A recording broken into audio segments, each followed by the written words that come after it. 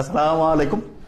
এখানে 3 রকমের ব্রেইন রয়েছে এবং এই 3 রকম ব্রেইনের সাথে প্রায় 200 জনেরও বেশি শিক্ষার্থীর যে ফলাফল ঘটেছিল সেই ফলাফলের একটা জীবনের সাথে সম্পর্ক, সেই জিনিসটা হচ্ছে এটার সাথে রিলেটেড। তো ওই ঘটনাটাকে একটু শেয়ার করি। সেটি হচ্ছে প্রায় 2 শতাধিক শিক্ষার্থী যারা গ্রামে মা বাবার সাথে থাকতো, ওই শিক্ষার্থীরাই করছে কি এইচএসসি মানে মেট্রিকের পরে আরো ভালো ফলাফলের জন্য শহরে গিয়েছে এবং শহরে যাওয়ার পরে কয়েক বছর পড়াশোনা করলো, এইচএসসি পরীক্ষা দিল, তারপরে কেউ কেউ হচ্ছে অ্যাডমিশন টেস্ট দিল। দেওয়ার পরে দেখা গেল যে মাত্র 16-18 জন শিক্ষার্থী মোটামুটি ভালো কিছু করেছে, আর বাকি যে শিক্ষার্থীরা রয়েছে বেশিরভাগই যেই স্বাভাবিক রেজাল্ট নিয়ে তারা গেছে তার চেয়ে রেজাল্ট খারাপ করেছে। এখন তাদের আসলে ঘটেছিল কি সেটা বুঝতে গেলে এই 3টা ব্রেইনকে আমাদের অ্যানালাইসিসের মধ্যে আনতে হবে। তো এইটা বোঝার আগে আমরা গোল্ড ফিশের নিশ্চয়ই নাম শুনেছি। গোল্ড ফিশ এটার একটা জিনিসের উপরে ফোকাস করার মানে একটা জায়গায় হচ্ছে অ্যাটেনশন দেওয়ার সর্বোচ্চ ক্যাপাসিটি হচ্ছে 9 সেকেন্ড। তা যে কেউ বলবে যে 9 সেকেন্ড এটা তো খুবই কম, কিন্তু সবচেয়ে ভয়ঙ্কর যে দিকটা সেটা হচ্ছে মাইক্রোসফট কোম্পানির নাম আমরা শুনছি নিশ্চয়ই, বিল গেটসের যে বড় কোম্পানি, সেই কোম্পানি বেশ কিছুদিন আগে একটা গবেষণা করছে, করে হতবাক হয়ে গেছে। বেশিরভাগ মানুষ 8 সেকেন্ড আছে না, 8 সেকেন্ড পরেই আর একটা জায়গায় ঠিকভাবে মনোযোগ ধরে রাখতে পারছে না। তার মানে আমাদের যে মনোযোগের ক্যাপাসিটি আগে অনেক ভালো ছিল, সেটা কত ভালো ছিল। অ্যান্ড্রু কার্নেগির একজন নাম রয়েছে, ইনি ছিলেন 1835 সালে জন্ম নেয়া আমেরিকার একজন হচ্ছে বলা যায় সবচেয়ে ধনী মানুষ। প্রথম জীবনে খুবই গরিব ছিল, পরবর্তীতে ধনী হয় এবং উনি অনেক অনেক হচ্ছে সম্পদ অর্জন করে। সমস্ত হচ্ছে যে ওটাকে বলবো যে এজেন্সি যারা হচ্ছে যে রাষ্ট্রের বিভিন্ন গোয়েন্দা বাহিনী, তারা চিন্তা করছিল ইনি এত টাকা করলো কি করে। সব খোঁজাখুঁজি করে যখন কোনো রকমের দুর্নীতি কোনো রকমের অবৈধ কিছু পায়নি, তখন ওনাকে জিজ্ঞেস করলো যে আচ্ছা আপনার এত যে হচ্ছে যে বিজনেসের মধ্যে সাকসেসফুল হওয়ার মূল রহস্যটা কি। তো উনি তখন বলছে যে আমি 5 মিনিট একটা জিনিস নিয়ে একদম মনোযোগ দিয়ে চিন্তা করতে পারি। তো সবাই বললো এত কম, এটা তো খুবই সহজ। তখন তাদেরকে জিজ্ঞেস করা হয়েছিল ঠিক আছে আপনারা চেষ্টা করে দেখুন পারেন কিনা। বেশিরভাগ জন 2.5-3 মিনিট 3.5 মিনিট করে হচ্ছে ফোকাস রাখতে পেরেছিল। তার মানে ভালো ভালো অফিসিয়াল তারা 3-3.5 মিনিট পর্যন্ত রাখতে পারতো, আর অ্যান্ড্রু কার্নেগি 5 মিনিটের বেশি। তার মানে জীবনে সফল হওয়ার ক্ষেত্রে ফোকাস ধরে রাখার মারাত্মক গুরুত্ব রয়েছে। এখন আমাদের এই ফোকাস ধরে রাখার ক্যাপাসিটি মাত্র 8 সেকেন্ডে নামছে অধিকাংশ মানুষের, এবং এটা কি কারণে সেটা ইনশাআল্লাহ আমরা আবিষ্কার করার চেষ্টা করব। এখন যে জিনিসটা মোস্ট ইম্পর্টেন্ট সেটা হচ্ছে বর্তমান সময়ে কোকেন, হিরোইন, মরফিন, এই যে বিভিন্ন নেশা জাতীয় জিনিস আছে, এইটা যতটা ক্ষতি করে তার চেয়ে বেশি ক্ষতি করে যে কোনো রকমের হচ্ছে অশ্লীল ভিডিও ছবি যে রয়েছে এগুলো। আর অনেকে বলবে যে ভাই এটার কারণটা কি। এটার কারণটা হচ্ছে আমরা যে 3টা ছবি দেখিয়েছিলাম সেখানে আবার ফিরে যাব। সবচেয়ে ভয়ঙ্কর যেটা, কেউ যদি অশ্লীল ভিডিও কিংবা হচ্ছে যে ছবি চিন্তা ভাবনা করতে থাকে, তখন দেখা যায় তার মস্তিষ্কের সবচেয়ে গুরুত্বপূর্ণ একটা অংশ যেটা হচ্ছে প্রিফ্রন্টাল কর্টেক্স। কি নাম? Prefrontal cortex. এই প্রিফ্রন্টাল কর্টেক্স এর মধ্যে যে গ্রে ম্যাটার আছে, কি নাম? Grey matter. এই গ্রে ম্যাটার আস্তে আস্তে ধ্বংস হতে থাকে এবং সবচেয়ে ডেঞ্জারাস জিনিস হচ্ছে গ্রে ম্যাটার অসংখ্য কাজের মধ্যে সবচেয়ে 2টা সেরা কাজ করে। কি কি সেই 2টা সেরা কাজ?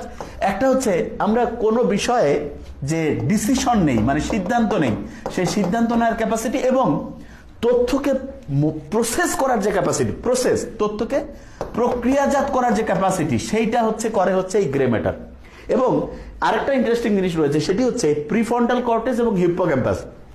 এই দুটো আমাদের তথ্যকে মনে রেখে সেইটা পরীক্ষার হলে বা প্রয়োজনের সময় হচ্ছে মনে রেখে আবার ওই তথ্যটা খেয়াল করে উত্তর দেওয়ার যে ক্যাপাসিটি সেটাও নিয়ন্ত্রণ করে। তার মানে প্রিফ্রন্টাল কর্টেক্স যদি ধ্বংস হতে থাকে তাহলে গ্রে ম্যাটার ধ্বংস হচ্ছে। গ্রে ম্যাটার ধ্বংস হলে কেউ একটা জীবনের ডিসিশন নেওয়ার যে ক্যাপাসিটি সেইটার মধ্যে ধ্বংস হয়, তথ্যকে প্রসেস করার যে ক্যাপাসিটি সেটা ধ্বংস হয়, এবং পড়া মনে রেখে সেটা খেয়াল রাখার যে দক্ষতা সেটাও কমে যায়। এবং আমরা শুনলে অবাক হয়ে যাব, কেউ যদি কোকেন বা যে কোনো রকমের ড্রাগ ব্যবহার করে তাহলে তার দেখা যায় ব্রেইনে 200% পর্যন্ত হচ্ছে ডোপামিন ক্ষরণ হতে পারে।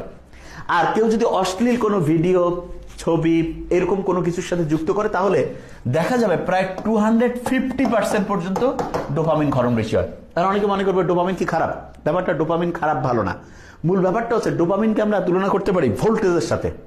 আমরা এই যে ইলেকট্রনিক ডিভাইসগুলো চালাচ্ছি এটার জন্য কারেন্ট রয়েছে, কারেন্টের ভোল্টেজ আছে।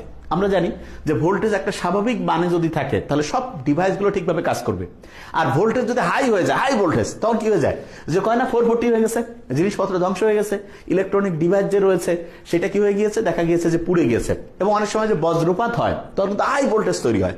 হাই ভোল্টেজ তৈরি হলে কি হয়, ইলেকট্রনিক্সের যে সার্কিট আছে, যে কোনো যন্ত্রাংশের যে বলা যেতে পারে আইসি আছে, এগুলো কেটে যেতে পারে। আমাদের ব্রেনটাও এরকম বিভিন্ন আইসি, বিভিন্ন নিউরনের কানেক্টিভিটি দিয়ে তৈরি হয়েছে। হাই ডোপামিন যখন ক্ষরণ হবে, তার মানে ডোপামিন লেভেল অনেক বেড়ে গেছে, তখন হাই ভোল্টেজ ব্রেইনে চলে আসছে, এবং এই কারণে কি হবে যে ব্রেইনের যে কোষগুলো আছে, নিউরনগুলো, এগুলো ধ্বংস হয়ে যাবে। এবং সবচেয়ে ভয়ঙ্কর দিক, ব্রেইনের স্বাভাবিক যে প্যাটার্ন আছে, যেভাবে ব্রেইনের হচ্ছে যেই রাস্তায় ঠিকভাবে কাজ করার কথা, সেই রাস্তার গতিপথ চেঞ্জ হয়ে যাবে। ওই যে ভূমিকম্প হইলে যে কারণে অনেক সময় নদীর যে গতিপথ চেঞ্জ হয়ে যায়, ব্রেইনের স্বাভাবিক যে গতিপথ সেটা ধ্বংস হয়ে যাবে। এবং স্বাভাবিক গতিপথ যদি ধ্বংস হয়, তখন যেই কাজগুলো স্বাভাবিকভাবে আমাদের আনন্দ পাওয়ার কথা, যেমন ফ্যামিলির সবাই মিলে একসাথে গল্প গুজব করা, ফ্যামিলি তারপরে ফ্রেন্ডস মিলে হচ্ছে আড্ডা দেওয়া, এগুলো আর ভালো লাগবে না। তখন আনইউজুয়াল কাজ দেখা যাবে যে হচ্ছে যেই জিনিসটা ধর্মীয় দিক থেকে হচ্ছে নিষিদ্ধ, এবং আমরা অবাক হয়ে যাই এখন যে ধর্মীয় দিক থেকে ওই জিনিসটা নিষিদ্ধ হয়েছে যে জিনিসটা হাই ডোপামিন করণা করে। এবং হাই ডোপামিন ক্ষরণ করলে যেটা হয় সেটা হচ্ছে স্বাভাবিকভাবে আমাদের একটা কাজ করলে যখন ডোপামিন স্বাভাবিক ক্ষরণ হয়, তখন আমরা ওই কাজটা করতে পছন্দ করি। তখন দেখা যায় যেমন অনেকটা নামাজ পড়ার সময়, নামাজ পড়লে যারা রেগুলার নামাজ পড়ে তারা কিন্তু যতক্ষণ আজান হয়েছে নামাজ পড়ে নেই, বলে যে ভাই একটু ভালো লাগতেছে না, নামাজ পড়লো, বলছে হ্যাঁ গাটা একটু পাতলা লাগতেছে, মানেটা কি? তার মানে স্বাভাবিকভাবে তার নামাজ পড়ার পরে ডোপামিন ক্ষরণ হয়। ডোপামিন স্বাভাবিক লেভেলে যদি ক্ষরণ হয়, তাহলে আমাদের ফোকাস করার ক্যাপাসিটি, আমাদের ডিসিশন নেওয়ার ক্যাপাসিটি, তারপরে যেটা বলে আমাদের মস্তিষ্কের যে হচ্ছে যে কোষগুলোর যে স্বাভাবিক গতিপথ, এটা ঠিক থাকবে।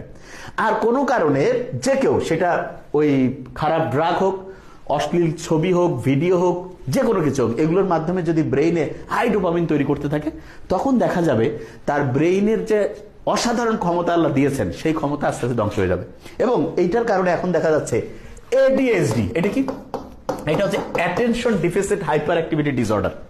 এই যে এটার কয়েকটা সাইন আছে, যেমন দেখা যাবে কিছু ছেলে পেলে আছে না, যে খুব তাড়াহুড়া করে হাঁটতেছে, মনে হচ্ছে দৌড়াচ্ছে, এইটা মূলত অ্যাটেনশন ডিফিসিট হয়েছে, এবং একটা জিনিসে ফোকাস করার ক্যাপাসিটি নেই। এবং দেখা যায় যে জীবনের যে নির্দিষ্ট গোল, সেই গোল ওরিয়েন্টেড কোনো হচ্ছে কাজ সে করছে না, কিন্তু সারাদিন ব্যস্ত, তার মানে তার মনোযোগ ধরে রাখার যে ক্যাপাসিটি, সেটা ধ্বংস হয়েছে।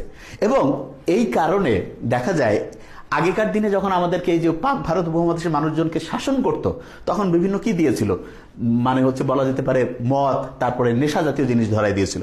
আর এখন মুসলমান বা অন্য যে কোনো ধর্মের যারা তরুণ ছেলে মেয়ে, তাদেরকে ধ্বংস করার জন্য এই যে অশ্লীল ভিডিও, তারপর হচ্ছে কি বলে ছবি, এই যে অপ্রয়োজনীয় হচ্ছে নগ্ন হচ্ছে ইনস্টাগ্রাম ছবি, এই যে জিনিসগুলো, এগুলোর মাধ্যমে ব্রেইনে হাই ডোপামিন ক্ষরণ হচ্ছে এবং ব্রেইনের কোষগুলো কিন্তু ধ্বংস হচ্ছে। আমরা ওই ছবিতে একটু পরে যাব। এবং এইটা এতটাই ডেঞ্জারাস, আফিম যুদ্ধ দুইবার হয়েছে। একবার হয়েছিল 1839 সালে শুরু হয়েছিল, 1842 পর্যন্ত শেষ হয়েছিল। এটা হচ্ছে যে চীন এবং ইংল্যান্ডের মধ্যে হয়েছিল। সেই যুদ্ধে দেখা গিয়েছে যে নানকিন চুক্তি হয়েছে। সেই চুক্তির মারফতে হংকং যে দেশ, সেইটাকে হচ্ছে যে চীনের কাছ থেকে ইংল্যান্ড তার নিজস্ব হচ্ছে যে ইজারায় নিয়ে নেয়। এবং আরেকবার আফিম যুদ্ধ 1856 সালে শুরু হয় এবং 1860 পর্যন্ত হয়। সেই দ্বিতীয় যুদ্ধ যে হয়েছিল, সেই যুদ্ধটাও কি ছিল, মূলত আফিম কেনা বেচা করতো। ইংল্যান্ড চাইতো যে আফিম আমরা যে কেউকে হচ্ছে দিতে পারবো, এবং সেইখানকার যে চীনের যারা হচ্ছে অফিসার ছিল, তারা চাইছিল যে না, এটা দিয়ে তো যুব সমাজ ধ্বংস হয়ে যাচ্ছে। এবং সেই সময় অন্যায় একটা যুদ্ধ করলো, এবং সেই যুদ্ধে দেখা গেল জিতলো কিন্তু হচ্ছে অন্যায়কারী, যে তারাই জিতছে শক্তির উপর ভিত্তি করে, এবং জিতে তারা অন্যায় চুক্তি করলো এবং বিভিন্ন যে চীনের যে পোর্ট ছিল সেগুলো দখল করে নিয়ে আফিমের ব্যবসা নিরবিচ্ছিন্নভাবে করতো। তা আফিম যতটা আমাদের জন্য ওই সময়ে জনসাধারণ ইয়াং ছেলেমেয়ের জন্য যতটা ক্ষতিকর ছিল, তার চেয়ে এখন ক্ষতির বেশি কারণ হচ্ছে অশ্লীল এইরকম বিভিন্ন ভিডিও, তারপরে ছবি, তারপরে অপ্রয়োজনীয় জিনিস, যেটা এক কথায় ধর্মীয় দৃষ্টিকোণ থেকে নিষিদ্ধ। অনেকে বলে যে ভাইয়া মোবাইলে আমি দেখতেছি, এটা কি পাপ হবে? সবচেয়ে সহজ ব্যাখ্যা, খালি চোখে দেখা যেটা জায়েজ, সেটা মোবাইলে দেখা জায়েজ। আবার বলছি, খালি চোখে দেখা জায়েজ, মোবাইলে সেটা দেখা জায়েজ। আর খালি চোখে দেখা যেটা হচ্ছে হারাম, নিষিদ্ধ, সেটা মোবাইলে দেখা নিষিদ্ধ। তার মানে মোবাইলে আমরা কখনোই সেই রকম কার্যে হচ্ছে ব্যস্ত থাকবো না, যেটা ফ্যামিলির সবাই মিলে আমরা দেখতে পাবো না, সবাই মিলে হচ্ছে যেই এন্টারটেইনমেন্টের মধ্যে আমরা নিজেদেরকে ব্যস্ত রাখতে পারবো না, সেইটা কোনো ক্রমেই মোবাইলে করা যাবে না। এবং এটা যদি করি, তাহলে ভয়ঙ্কর যদি একটা ব্রেইনের ধ্বংস হচ্ছে। ধ্বংসটা কেমন? কোকেন, হিরোইন, এগুলো খাইলে, এগুলো রেগুলার অ্যাডিকশন করলে, অ্যাডিক্টেড থাকলে 200%, আর এই অশ্লীলতায় জড়িত থাকলে 250%। আল্লাহ কত অসাধারণ করে বলছে যে মোমেন পুরুষ আর মোমেন নারী পরস্পর পরস্পরের বন্ধু, তোমরা পরস্পর তোমাদের দৃষ্টিকে হচ্ছে সংযত করো। আর নারীদেরকে বলছে যে জাহিলিয়াতের যুগের মতো নিজেদের হচ্ছে উন্মুক্তভাবে প্রদর্শন করো না। এখন দেখা যাচ্ছে যে সমাজের যত রকমের অন্যায় অশ্লীলতা আছে, এইটার যত রকমের অপরাধ আছে, তার মধ্যে ব্রেন ঠিকভাবে কাজ করছে না এবং হচ্ছে যে হাই ডোপামিন ক্ষরণ হচ্ছে, স্বাভাবিক অ্যাক্টিভিটিস নষ্ট হয়ে যাচ্ছে।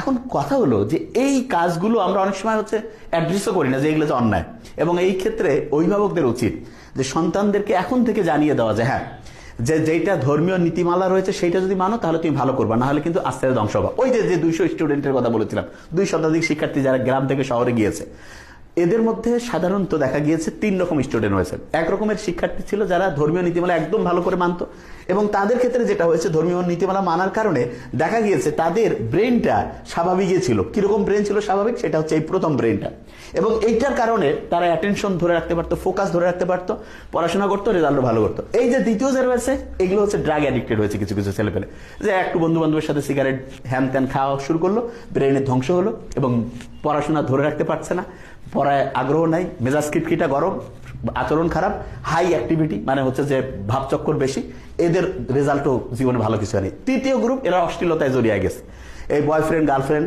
তারপরে হচ্ছে যে বিভিন্ন অশ্লীল জিনিসের সাথে যুক্ত হয়ে এদের ব্রেন আরো বেশি ড্যামেজ হয়েছে।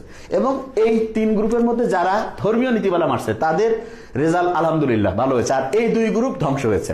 তো এই 2টা গ্রুপের মধ্যে যে কেউ যদি এখন প্রশ্ন করে যে কেউ যদি এই যে ড্রাগের মধ্যে অ্যাডিক্টেড, অশ্লীল জিনিসে অ্যাডিক্টেড হয়, তাহলে তার ফিরে আসার বুদ্ধি আছে কিনা? আছে। একটা শব্দের মধ্যে এই ফিরে আসার বুদ্ধি আছে, সেই শব্দটা হচ্ছে রিলিজ। যে কোনো প্রবলেম ইনশাআল্লাহ আমরা এই শব্দকে বিশ্লেষণ করে বের করে ফেলতে পারবো। সেটা কি? আর্ট হচ্ছে রিকগনাইজ। যে কোনো শিক্ষার্থীকে আগে বুঝতে হবে যে হ্যাঁ, আমি যদি অশ্লীল কোনো কিছুতে কিংবা যেটা বলা যায় ধর্মীয় নীতিমালার বাইরে সেইটা, এবং খেয়াল রাখতে হবে যেই কাজটা আমি করার পরে অন্যের সামনে মানে হচ্ছে গর্বভরে বলতে পারি সেটাই খারাপ কিছু, সেইটাতে যদি আমি জড়িত হয়ে থাকি তাহলে তওবা করে আল্লাহর কাছে ইস্তেগফার করে, আর কি বলে এটা কি জানি, মানে হচ্ছে যে ভুল স্বীকার করে যে আমি ভালো হতে চাই, এইটা যখনই চিন্তা করবো ইনশাআল্লাহ আমাদের ব্রেনকে এমন অসাধারণভাবে আল্লাহ বানিয়েছেন, শুনলে অবাক হয়ে যাব। মাত্র 4 সপ্তাহে ব্রেন যতটাই ধ্বংসপ্রাপ্ত, ওই 2nd বা 3rd ক্যাটাগরি হলে মাত্র 4 সপ্তাহে আমরা যদি এগুলো থেকে নিজেদেরকে দূরে রাখি, ব্রেন আবার আলহামদুলিল্লাহ আগের অবস্থায় যাবে। এবং সেই জন্য ফার্স্ট যে উইকটা আছে, ফার্স্ট উইকটা কিন্তু খুব কষ্ট হবে। অনেকটা এরকম যে আল্লাহ বলছে না, তুমি যখন অন্যায় করবা সেইটার শাস্তি দুনিয়াও কিছু পাবা, আখিরাতেও পাবা। তো ওই যে 2 নাম্বারই যা কিছু করছি সেইটার জন্য ফার্স্ট উইক কষ্ট হবে, প্রচুর কষ্ট হবে, এবং ঘুম আসবে না, হাত পা ব্যথা করবে, মানে খাওয়ার রুচি কমে যাবে, ভয় লাগবে, বুক ধরপড় করবে, এই জিনিসগুলো হবে। কিন্তু এই যে কষ্টের পরেই আল্লাহ রহমতে রহমত চলে আসবে। 2nd উইক থেকে শুরু হতে থাকবে কি, কষ্ট কমতে থাকবে, কষ্ট কমতে থাকবে, ভালো লাগা শুরু হবে। 3rd উইকে কষ্ট আরো কমতে থাকবে, আর একটু ভালো লাগা শুরু হবে।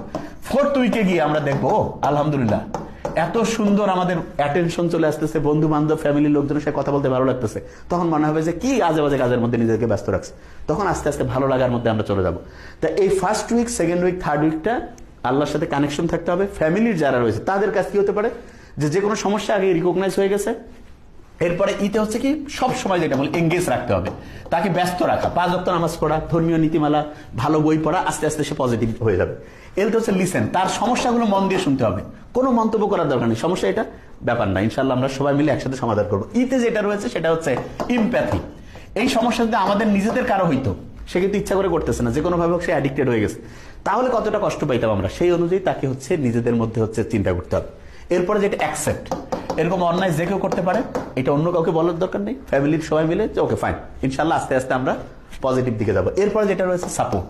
সাপোর্টের ক্ষেত্রে আমরা সবসময় বলি যে কোনো রকমের প্রশ্ন জিজ্ঞাসা না করে, সে যেই রকম সুযোগ সুবিধা চায় তাকে হচ্ছে কোনো কটু কথা না বলে, তাকে তুলনা না করে, তার হচ্ছে যে নেগেটিভ দুর্বল জিনিসটা আঘাত না করে তাকে পজিটিভ ওয়েতে হচ্ছে হেল্প করা। এরপরে যেটা এনকারেজ, এনকারেজ মানে তাকে বোঝানো যে হ্যাঁ ইনশাআল্লাহ 99% যদি কেউ চায় মন থেকে, ইনশাআল্লাহ সে সফল হবে, এবং সেই রকম যে অন্যায়, অশ্লীলতা, যে কোনো রকমের বদ অভ্যাস থেকে নিজেকে বের করে আনতে পারবে।